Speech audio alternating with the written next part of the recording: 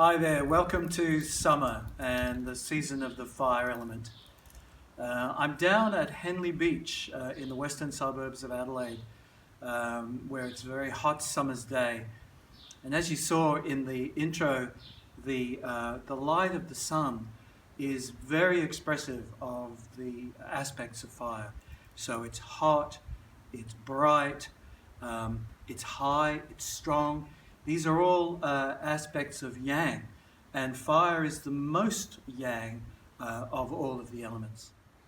So fire moves outwards. That's the primary movement of fire, is a motion of outwards.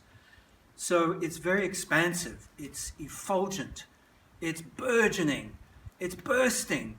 These are all words that can be used to express this kind of incredible unfoldment to its extremities of the fire element. A bit like the foliage behind me. And that's what happens in the summer. Everything is growing fast and spreading everywhere. From the personal, from the human aspect, fire wants to move outwards to connect with other people, because the fire energy is resident in the heart. The heart is the place where the spirit of fire lives. This is called the Shen. And so when the heart is in balance, there is a feeling of contentment, there's a feeling of joy. So joy is the emotion of the fire element. And when we experience joy, we don't just want to sit there and, be with it ourselves. There's this natural desire to spread that joy out into the world. And we communicate to other people in the world through our speech. That's very much an aspect of fire, communication. The tongue is the sense organ of the fire element. The tongue that wants to speak words, and to speak words that come from the heart, meaningful words from the heart. The other way we want to connect is through our arms. And it's no accident that all the 4 fire meridians travel down the arms. And so what are the arms used for? They're used for touching, for holding, for stroking, for embracing. So all of these aspects of fire that desire to connect with others and to communicate with others come from the heart.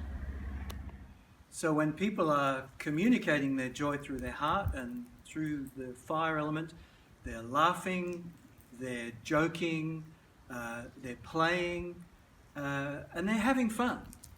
So let's go down to the beach and see how people are expressing their joy on this summer's day.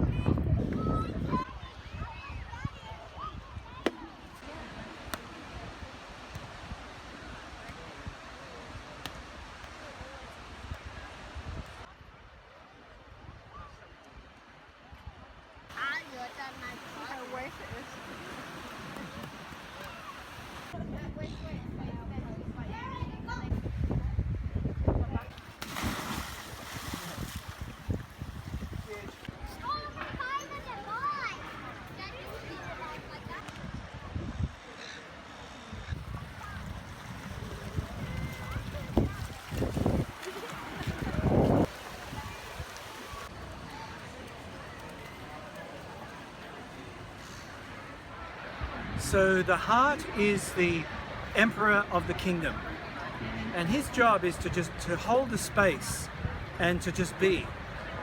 And because of that function, he needs a lot of protection around him. And so the other three organs, officials, have a job to protect the king, to protect the emperor. The first of these is the small intestine official. And the small intestine official is like the king's personal servant, his food taster, and the keeper of the bedchamber. So his job is to make sure that nothing harmful comes through to the king. And he is making choices all the time about what to let in and what to leave out, very much as the small intestine organ does in our body. So it makes choices. It makes choices about food, about what food is good to let into our body, what relationships are good to have in our life, what's a good place to live. These are all important choices to preserve the health of the heart. So consider, how are your choices in life? How are they supporting your health?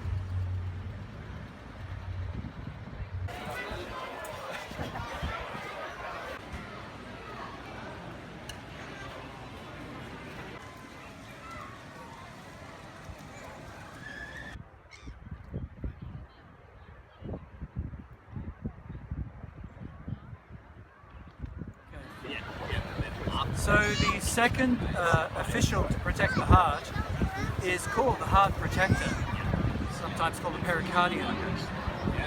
Its job is to act as a kind of drawbridge in an ancient castle. So the drawbridge opens to people who would love you and support you, and to close to people who might harm you. So when the heart protector is healthy, it knows when to open appropriately and when to close appropriately. So it mediates healthy, close personal relationships. One of the problems is that when the heart protector is damaged by betrayal or abuse or trauma of some kind, the damage then goes through to the heart, and the heart is injured. So it's important to have the heart protector healthily, appropriately functioning.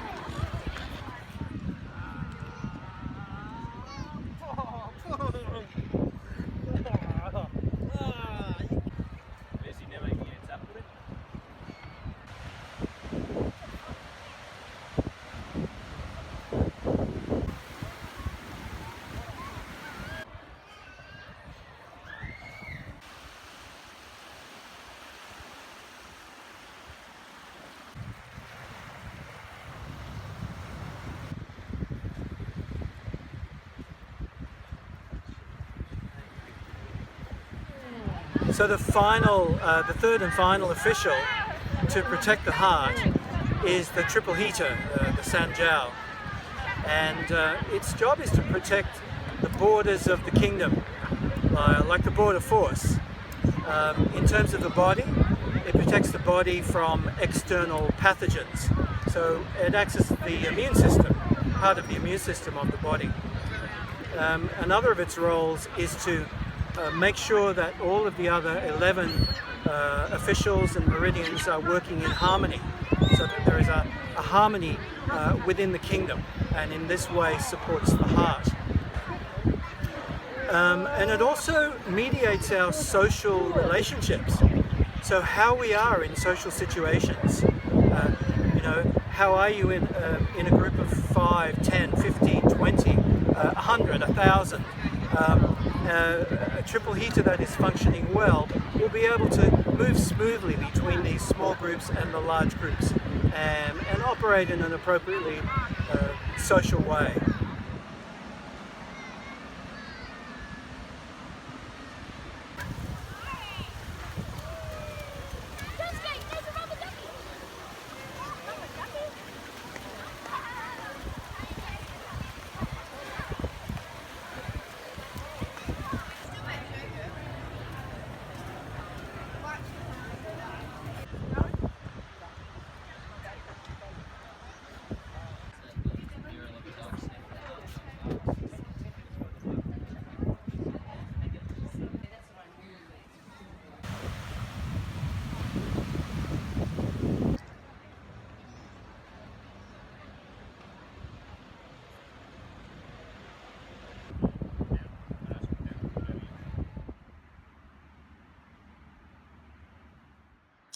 So here we are back at the beach house after our excursion to Henley Beach Square and all the chaos that was happening there.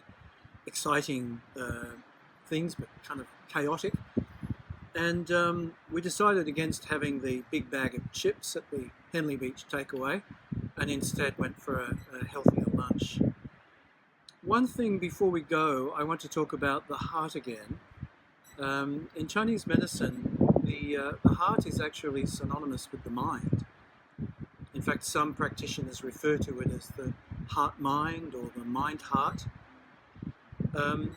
So when the mind is agitated, the heart is also agitated, and vice versa. So we must be careful not to get like hyper joyful. So quiet joy of the heart is one thing, but a kind of chaotic hyper excitement actually injures the heart. So we must beware of getting too excited. That's where the fire gets out of control. So by all means enjoy and have fun, but be careful not to become too hyper excited.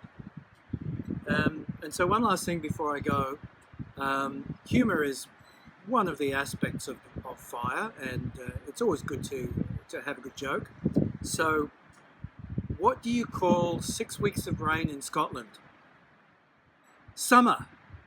Boom, boom.